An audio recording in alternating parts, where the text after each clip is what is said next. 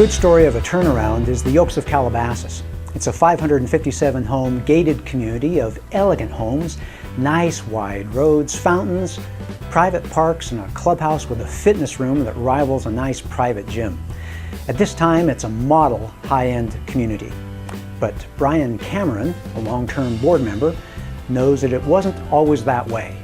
He was one of the first residents back in 2000. Brian has served a number of years on the board in various roles, often as treasurer. He was the one who triggered the turnaround back in 2007. Brian became concerned when the reserve fund dropped by $400,000 in 1 year, leaving only $40,000 in the bank. Digging into the numbers, Brian discovered that the board had been spending reserves for operating expenses.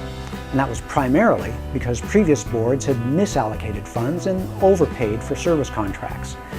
And in addition, a group of homeowners was suing the association.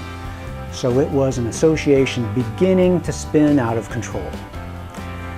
Many capable, high-power professionals live in the community, but to come together on a turnaround plan, the board decided to hire objective, outside professionals.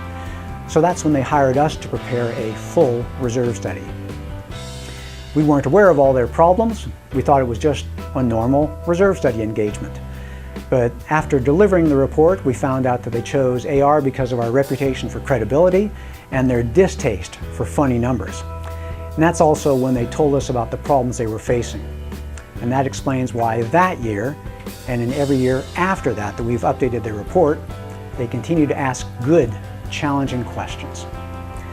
Well, they have affluent homeowners and spectacular views, but that didn't make them immune to poor decisions and conflict.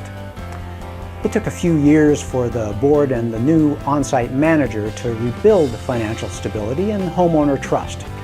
And they did it with a simple, disciplined, and consistent approach that paid close attention to the property's physical and financial health.